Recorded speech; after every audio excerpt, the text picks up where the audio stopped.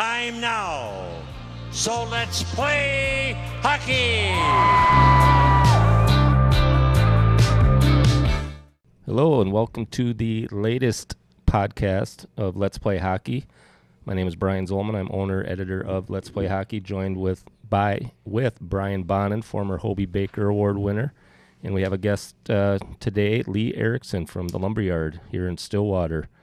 And we are going to talk some 3-on-3 hockey and the benefits therein, and creativity and what's missing maybe in today's youth player.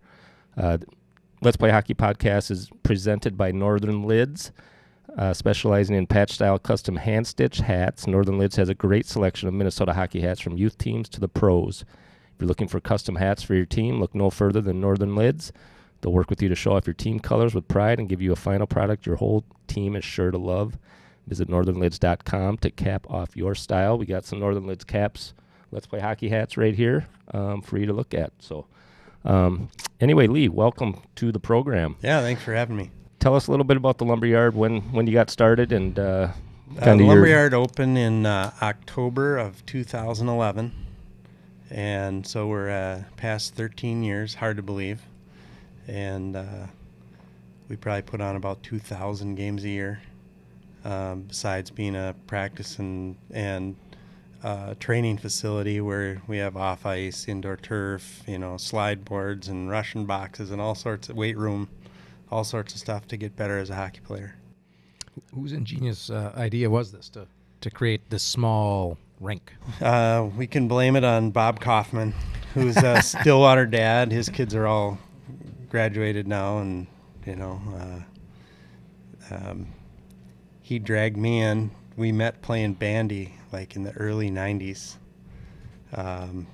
and then kept in touch over the years, and he would see me at St. Croix running my hockey camps with Steve Payne, and when they came up with this idea, he said, I know the guy to run it. So I've been there ever since. Interesting. From bandy, a gigantic rink, right, into this, I got an idea, let's do a small rink. Right. I mean, those are two opposites. Crazy, huh? Yeah. How big is the rink? It's 60 by 120. Okay. And we talked about that. How many rinks are in the Twin Cities and or even the state, maybe even the country would be interesting. Because growing up in White Bear Lake, we have the Hippodrome, and I don't know the size of that.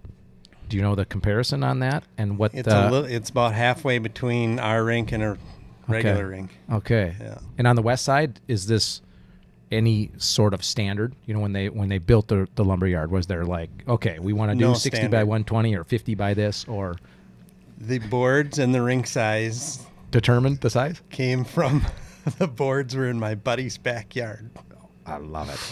And so we would play out there. We'd, as my kids were coming up, my buddy had this rink in his yard, which had real boards and a little warming house and everything, and resurfaced with a John Deere. Perfect. And there's an Olympia attachment made for a John Deere, and he would resurface with that, and we'd just skate. And so. And what was Kaufman thinking? Did he initially, was it a place for the kids to show up on their own or be able to show up more often, just pickup games? Was there a structure? What was the structure to it? They had started the Edge training facility, which was where that bread shop is now on Curb Crest. Yeah. And had a treadmill in there, and weights, basically. And they just wanted to try and help kids get better. And that ran its course for a few years. And he came up with this idea that there's a better way. So, what are some of the? You've been doing it for 13 years now. Kids go from the big sheet, playing with their teams, whatever. They come to the smaller sheet. What are the benefits that you see that players get from downsizing, basically? Space, time. If you break the big game down, it turns into a bunch of little games. And with the smaller rink, everybody that plays there gets, shots on goal in our rink there's 50 going each way in a 50-minute game or a 44-minute game. So everybody's touching the puck a lot more and having to make quicker decisions. Expand that to a bigger rink. Now you got a little more time. It helps them to improve their decision-making and playmaking skills. It's kind of interesting, like when you think about sandlot baseball and, just other sports that are smaller areas. If you grow up as a kid, I played a bunch of wiffle ball too. And everyone's kind of involved. Basketball, certainly, small. Yeah. Everyone's involved. Soccer starts out on a really small field. If you're not in the game, you're not going to probably stay with the game very long. And so often in hockey, it's like, hey, welcome to this huge rink. Yep. And we're going to make you skate and get really tired. And I hope you enjoy it. You might not touch the puck. You might not touch the puck. And first we have to learn to skate and stop before we can even play, so you don't get hurt or hurt someone else. Yeah, it's really fun. It's just like that wild game you're watching, and it's so different that way. Yeah. So it's in a lot of ways, I think, ingenious. And again, growing up in White Bear and having the Hippodrome, I don't think we knew how good we had it. And still, like the Mite program and even Squirts and Pee-wees sometimes would go in there. It's such a different frame of mind about what you're going to be doing. And that's valuable. So you go back and forth. Your teams are playing big sheet and this small sheet. Yeah, for my same AAA season. teams for Rivertown Hockey, we play normal tournaments like any AAA program, but every team is also in the 3-on-3 league. And like you say that, talking about bigger rinks, I think it's more exhausting to play in the Lumberyard because you're stopping and starting and changing direction so many times. Especially as you get older, you play in men's league, you can kind of hang out on the right wing and you're not working that hard, until maybe you get the puck or got to chase somebody. But in that rink, it's a workout, I'm telling you. Which is perfect. Yeah. We Right. talked about compete level, Well, you're always in the mix, right? You're always in the can't mix. hide. Yeah. Yeah, you truly can't hide. And I wonder, too, just all my years coaching, really seeing that as you put people in positions, they might prefer a position. I had plenty of players be like, I'm a defenseman.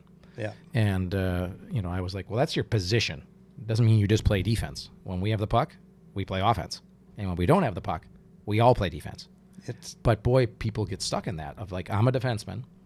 And I've been amazed at the Hippodrome how when we would do some 4-on-4 even, players would just stay in those positions. Literally, they were so locked in, which is why, to me, it's always been that topic of how do I get you to play pond hockey? You couldn't do that in pond hockey. Yeah. So we didn't used to do it that much that long ago either. True. Where now, good teams, even as young as, Pee-wees are activating their defensemen in the offensive zone and somebody's covering for them. Well, that's what we do at the Lumberyard. It's kind of a 3-man rotation that are cycling around and, just taking, I'm covering for you, you breaking for the net, it's give and go this, and it makes for better hockey players.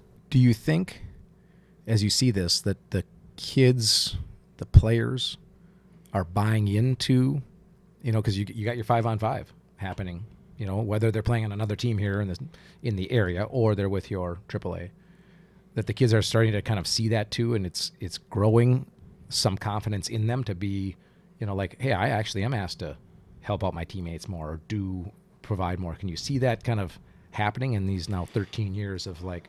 I don't know if they know it, but they know that that's the most fun they have playing hockey. I hear that over and over and over and over again. There's a good answer. Right. Do we ask the kids that ever? It's like, I don't know if we do anymore. Hey, did you have fun? Well, not really. Yeah. But you're like, well, you better have fun.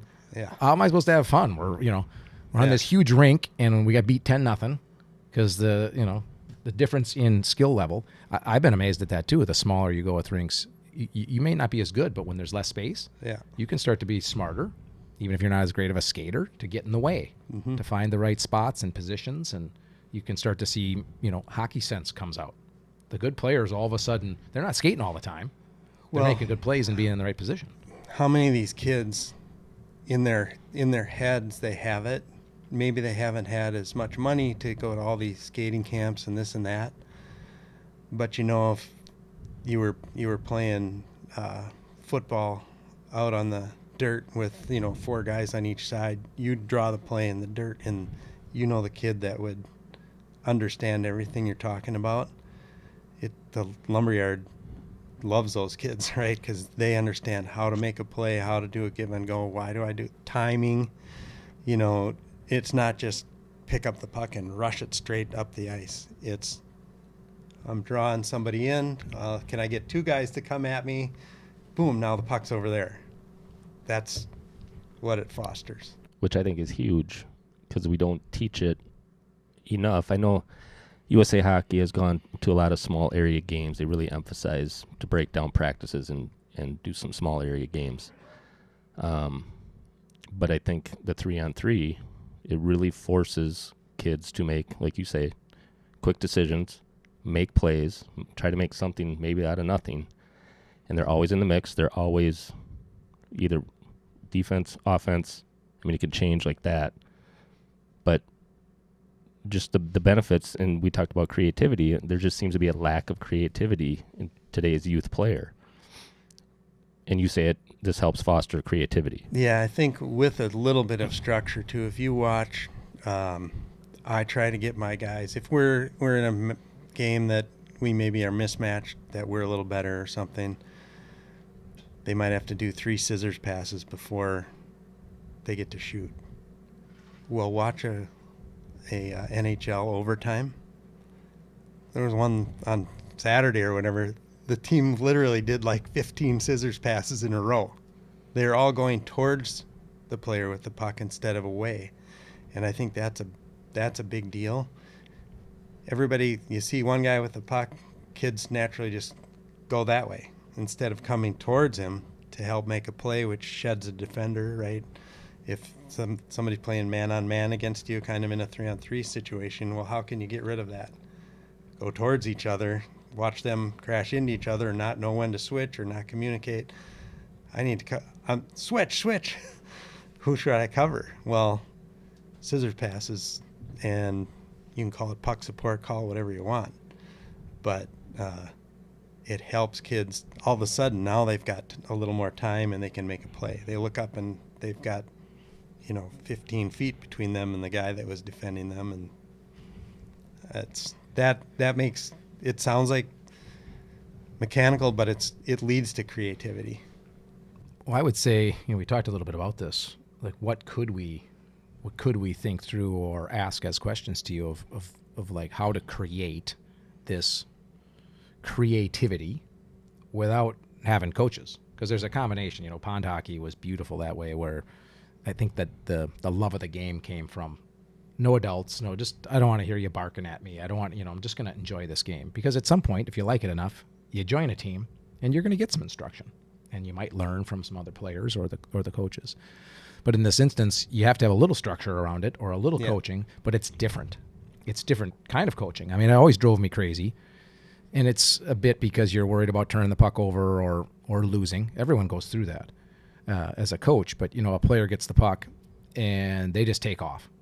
And in a 5-on-5 game in a big rink, you could be taken off 1 against 2 or 1 against 3, which literally makes no sense. You might get the red line, but you're going to dump it in, and if it's 1 against 3, they're going to get the puck. So the idea of, like, where is the space so you can find a teammate to help you try to go 2-on-1 or 2-on-2, even if it's going to slow the game down, you might turn it over in the neutral zone. Who cares? Mm-hmm. We want the other team to go 200 feet. Are you trying to win right now? Or are you trying to produce players for someday? And are you trying to produce players? You got to have it be a little bit of some fun. So it's going to require some instruction. But it sounds like you kind of figured out that, hey, you give them a little instruction, and now in this space, they can see it better because the rink's small. Because you can't do that in a big rink. You can tie it together then to the big game, too. Like Rivertown, I tried not to have any of my teams dump the puck. I'd rather have them go back 5 times. And just hang on to it, possession, because the more advanced you get, the more it's turning into lacrosse and being a puck possession game, and it's hard to get back. And, you want to make good decisions, good passes, good plays. And so we don't dump it in. And in a 3-on-3 game, unless your tongue's hanging out, you might throw it down in the corner and head for the bench. But it'd be better to change when you still have possession, wouldn't it? So the guy coming on the ice isn't playing defense automatically. Right. Chasing it down. Well, you see that in the overtime at the NHL level, puck possession is huge when it's 3-on-3 because you give it up. I mean, it's a scoring opportunity every time. Mm-hmm. You know, I mean, they're so good with so much space there to work with. And you see them. They keep turning it back. If they don't see an opportunity, well, they'll just turn it back. And then they'll go down again. And say if there's nothing there, they'll just turn it back again. Yeah. You know, but they're not giving up the puck. So if you're 7 years old and you're, this tall, and you're on our rink, and you're 6'2", on the NHL rink, is the proportion really that much different? So these kids should have the same amount of space and time and be able to come back with it and keep possession of that puck till they create a scoring opportunity. And see the gaps and see the opportunities. And yeah. Because I don't think we talked about this. I don't think you can do that with half ice. If you take a big sheet and cut it in half, or you put two nets, in the middle of a big rink, or even if you do it in one end, it's just not the same. It's almost too small, and it's just fake. I never liked that as a player. You got to pass it to the coach, and those have their purpose. But if you think about that, you're doing 3-on-3. That means you got 10, 12 kids sitting around too. So it's inefficient in that way. And so it's just so unique to have 3-on-3 and being a full rink, that back and forth. It is a game. You can't do that in a big size rink even when you split it. And there's purpose behind it still, the drills in a big rink. And doing 3-on-3 battles, below the tops of the circles. Yep. That is a different 3-on-3 Yep. than the Lumberyard. That's why it's so unique, because it actually is a game. This is a game with two nets and goalies and, Right. like you say, Well, turnovers and back that's checks. kind of how it started. So when my kids were little, I'd get 5 or 6 kids and we'd go play 3-on-3 tournaments. And they were half ice. And the goalies were provided. You didn't have to find a goalie. So that was always good. But it was like a tag-up game. And literally competitive tournaments of 3-on-3. That was, early 90s. Interesting. And so I think this rink really changes that, though. The size of the rink, it makes it so much better. So you're right about that. The game, it was a tag-up game, but it still worked for like the puck possession and making plays and bringing it back out. You could bring it out as many times as you wanted. Yeah. There was no offsides. Yeah, that's So- interesting. Let's talk a little bit about the skating piece. We know that skating's the ultimate skill Yeah. to learn. Small area, it's not large bursts of speed, but it's more short bursts. Yep. A lot of edge work, I'm guessing. Have you seen skaters really improve with their edge work and their short bursts by playing a lot of 3-on-3? We do a lot of training in there, too. So a lot of the training is geared towards skating. I'll have 10 power skating sessions this summer, and every one of them will sell out. And we use every square inch of the ice. You're not cutting the corners because there's only so many strides when you're going up and down 120 feet. So there's that kind of skating, and then there's the maneuverable type of skating where you have to do a lot of escapes and, a lot of puck protection, which, truthfully, our league's co-ed. So our Lumberjack League will have 100 teams in it. And some of the best games to watch and hardest to ref are girls against boys. Let's say 6th grade girls against 4th grade boys is an amazing matchup.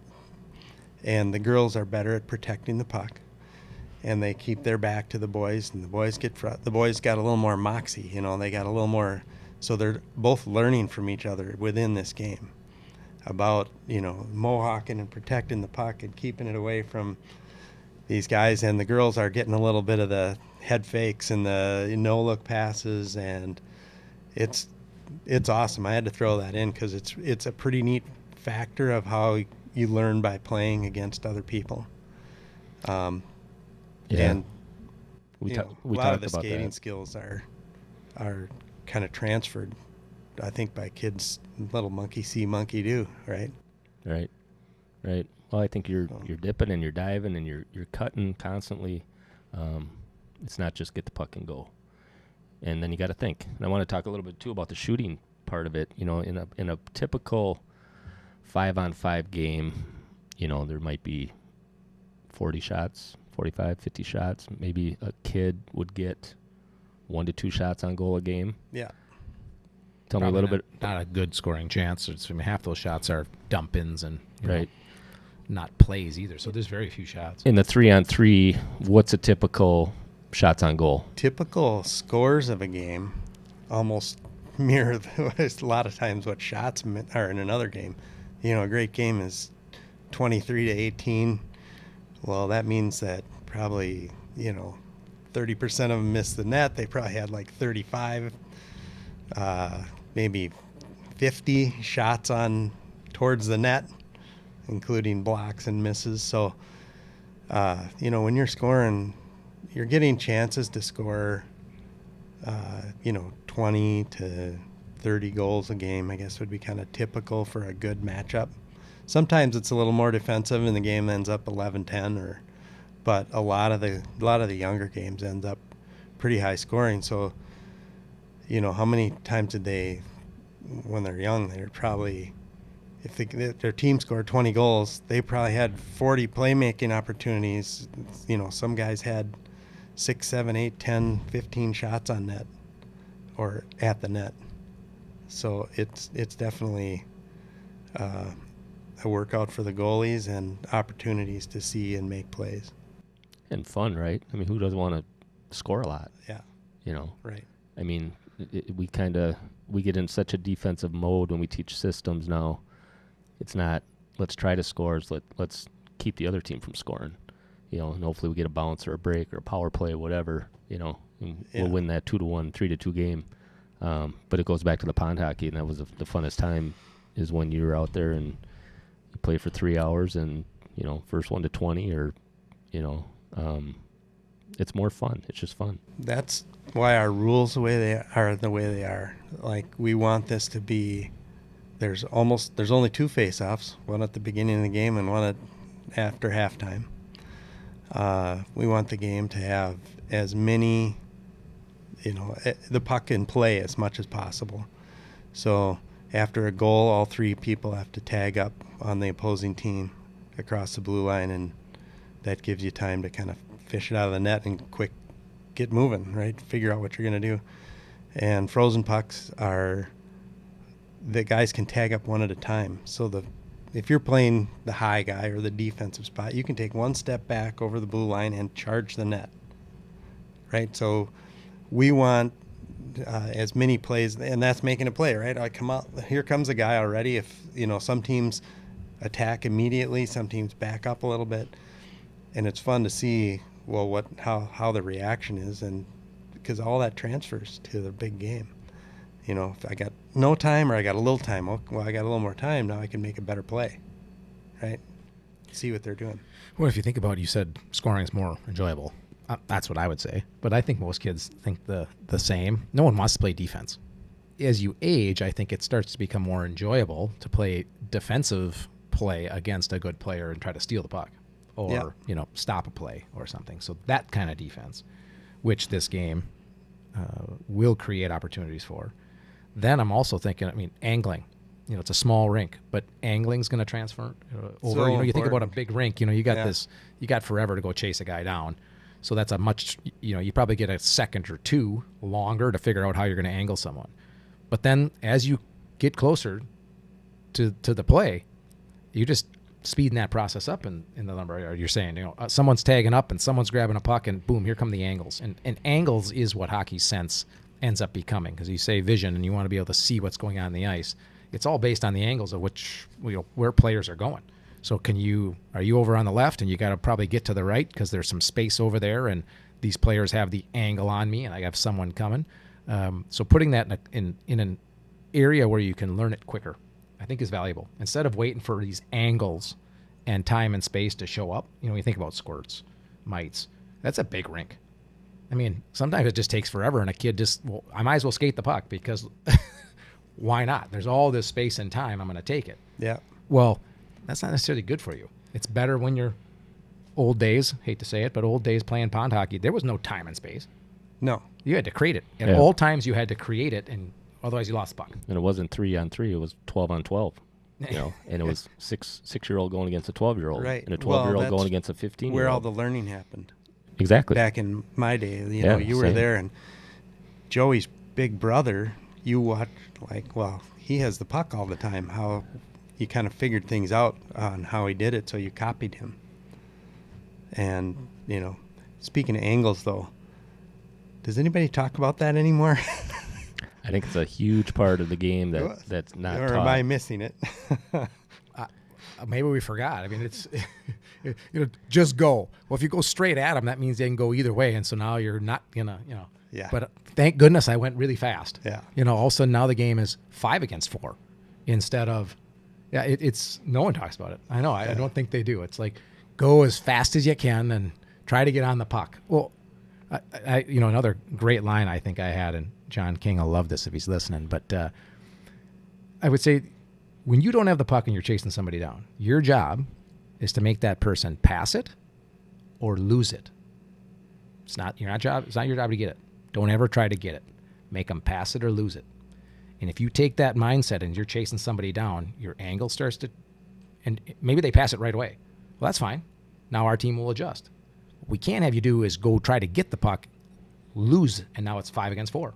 And I say, when you're chasing somebody, you want to take away some of their options. So you want to take away some of their options instead of going straight at him. Now he's got 2 options. He can go left or he can go right with it or pass it, right? How about we take away going left for him?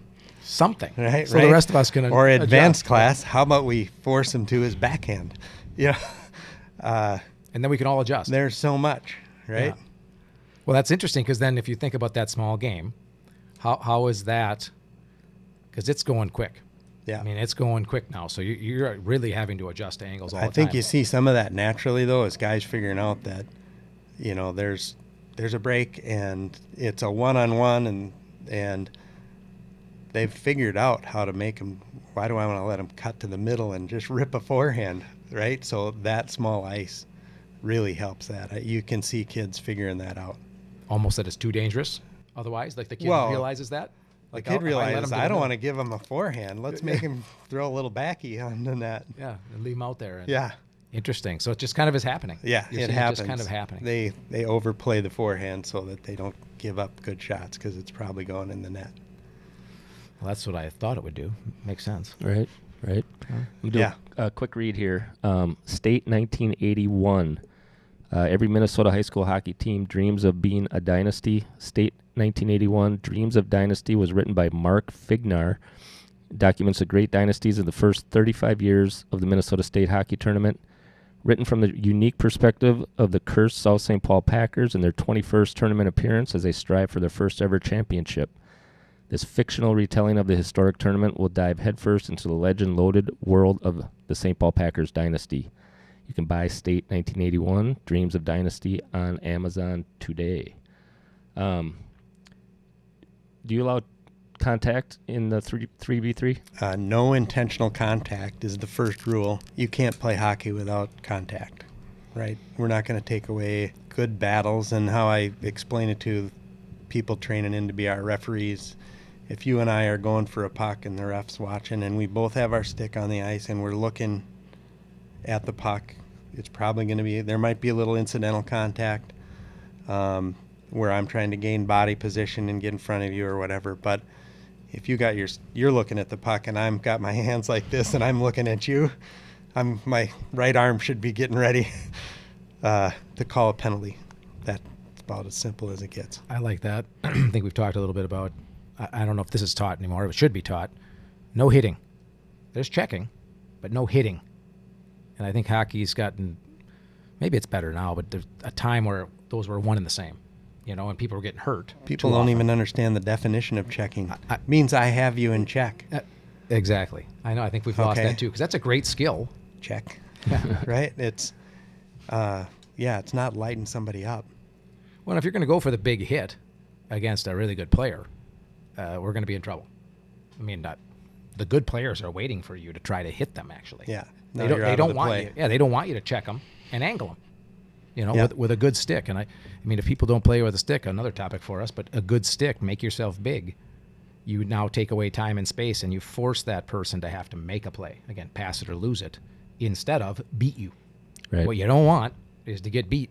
Right. And it's hard because that puck's like a magnet to our eyes. It's like, I want that thing so bad. Yeah. I just want it so bad. And the good players suck you into that. Right. So I think that's another great piece of it. I just assumed it was no hitting. It's no hitting. And we contact. do, if there's a penalty, typical, tripping, interference, checking, it's a penalty shot. So 5 players kneel on the far blue line. The shooter is standing at the center face-off dot. The puck's on the far blue line. We blow the whistle. They chase him down and play it live off of that. So this happens there's no wasted time. You just play it live, and it's fun. No wasted time. Probably not a lot of whistles throughout a. So you say you do very few whistles. 2 halves. Yeah, 2 halves. How long are the 22 halves? minutes. 22 minutes Yep, each. yep. Okay. So the best team size is, 7 or 8, 9 kids.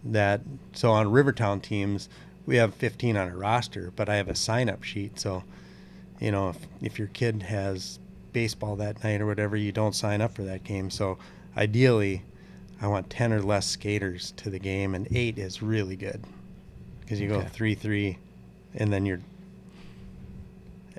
7's great too. But It's got to be great for conditioning as well. right. I would imagine. Yeah. I mean, if kids want to get in shape, play some 3-on-3 hockey because you're always. A lot of stop and starts, a lot Stops of and escapes, turns. Yeah, well, the teams are doing. Roster sizes are still, I think, all over the board. I figured it would be a great opportunity to, from big sheet to little sheet during a season too, Yeah. where you take a team of 12 or 15 players and you play against each other, just Yes. yourself. Yeah, So- we'll have some of our practices there where, definitely being incorporating, splitting the team up, goalie in each end, and Let's play. right. Yeah, let's play. Because you have, part of this, we've talked about ice sheets, having enough ice. And right now, the demographic of hockey seems to be moving a little bit. Cities are changing. And, still here on the east side, I've heard nightmare stories of some of the associations over here trying to find ice. Yeah. Where you got to drive to get ice.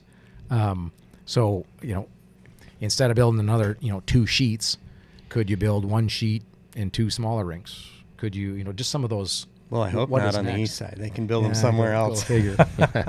Unless this creates such great demand, what's that next step? I guess part of this is whenever we're talking about hockey, what's the next step? How do you make players better? How do you give them a better opportunity? Do you talk about angling? Do you bring back some concepts? But how are we going to teach it?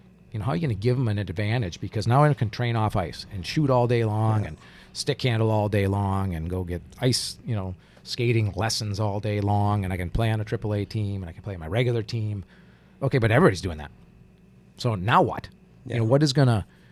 And to me, of those, speed, size, skill, sense is the most important. You have to use that in all of the games. So you need opportunities to do that. Yeah. And this is giving that opportunity, it seems. Yeah, in Rivertown, for Rivertown, I have the skating, vision, competitiveness. So everybody's got to be a good skater, or you can't play. It's sad, but it's true. People are getting to be such good skaters because of all the extra money they're spending on skating lessons all the time. They are finding to get better at skating, and then vision means I got to have my head up and I got to make a play, right? And that's what the coaches are looking for. The higher up you go, they assume you're going to be a good skater. You have to be. So vision and then compete is. So I don't know how we do better. I'm trying to do my part to make hockey better, and I invented that thing called the Look Hockey device that clips on your helmet and it trains you to use your peripheral vision to see the puck. And so, I'm looking at you, but I can see his phone on the desk. Well, why aren't I looking at the puck like that? Then I can see everything that's going around. No matter where I turn my head, I can see his phone. It's the same color as a puck, right? So, working just to make that, the game better and help kids I think they could figure it out if they didn't have to stare down at the puck, and they'd figure it out sooner and they'd become better players sooner and able to make more plays. So. Do you have ice in the summer at Lumberyard? Year round. Year round. So you're going like gangbusters 12 months out of the year? Yeah. Okay. Yep. All right. And if people want to sign up for a league? So we only take whole teams, And for the league that starts in April, I have 2 spots left. Oh, wow. I have 98 teams signed up right now. And where are you getting these teams from? All over the metro? Yeah, all over. Okay. Yep. Good. So there's demand for it. You don't go back unless it's an enjoyable experience. Right. Which, being a coach, your job is to get the kids to have an enjoyable experience and come back the next year. So you wouldn't be full probably if it's not fun. Well, hockey should be fun. If kids don't love hockey, they'll never work hard enough later to get to their potential. Because it's hard. It is hard. You have to put in a lot of hard work to, to get to play juniors, to get to play in college, to get to play after that. And if you don't love it, you'll never do it. Right. And goes back to the fun piece. If they're having fun, they're going to fall in love with it. Right. They're going to be learning by playing. They're going to be working, although they're playing, but they're putting the work in. But they're playing. They're having fun. That's the whole point, right? Right. It's to play hockey. Right. Not work hockey. Play hockey. It's not called Let's Work Hockey. It's called Let's Play Hockey. There you go. Yeah. Anything else for Mr. Erickson? Oh, there's probably a ton more somewheres in this, but I like this brainstorm. It's what I thought it could be and is for 13 years. Yeah. I feel like it's longer than that, but I told Brian, I was like, what are they doing over there in Stillwater? What's this idea? And I had heard the first time I went and looked, it was bigger than I thought. So thinking about 3-on-3 and the offensive or defensive zone on a big sheet. Again, that cross ice game, it just doesn't work. Mm-mm. And that's what's, I think, so cool about. You were thinking of that Lumberyard. little rink down at Parade. Probably. It's more suited for 2-on-2. Yeah. Or boot hockey or something. Yeah. That's another topic, boot hockey. Got to have good hands in boot hockey, but again, it's allows for a smaller space. Or street hockey, or just the things we did as kids. Things are more organized. That people want them to be organized. How do we take that organization though and break it back down? Yep. Sounds like you're Well, doing that's why we have a good the job. lounge at the Lumberyard. When a team comes for their practice, I'd just soon have the coaches go in there and let the kids play. Give them a little structure. Say, have at it. Yep. Have fun. They'll figure it out. The kids do figure it out. Yep. I do think we severely lack that part of unstructured play, which leads to more creativity, and that's why we're not seeing the creativity that we probably could see and should see. So the unstructured, drop the puck, let the kids go. They'll figure stuff out. Pond hockey. Yeah. It's well, anything else about the Lumberyard? That's all I got. We're doing well there and plugging away. It's a pretty neat place. Yeah, I've been there. We send our Let's Play Hockey magazines there. Oh, and, yeah. It's a cool little place if you get a chance to check it out. If you're in Stillwater, it's got a lounge. You can go in there and you can have a bite to eat and Yep. you can have a beer even, right? Correct. Yeah. So go in and drop the kids off and have some nachos and a beer and let the kids play, right? Right. Exactly. Cool. Well, thank you, Lee, for joining us today on Yeah, the Let's thank Play you. Hockey podcast. And we will maybe have you on again sometime to talk more about, the 3-on-3 aspect of hockey and how it benefits these young kids. Sounds good. All right. Okay, we are signing off here. The Let's Play Hockey Expo at the Cub Food Studio, produced by Pull Tab Sports and presented by Northern Lids. Make sure you check out Northern Lids at northernlids.com. We do have some Let's Play Hockey hats for sale on the Let's Play Hockey website. If you want to pick up one of those, check out letsplayhockey.com. And we have the Expo coming up here in March, March 7th and 8th. A lot of hockey to be played between now and then, but we're excited for the state tournament and the Let's Play Hockey Expo. We will see you next time. It's time now. So let's play hockey.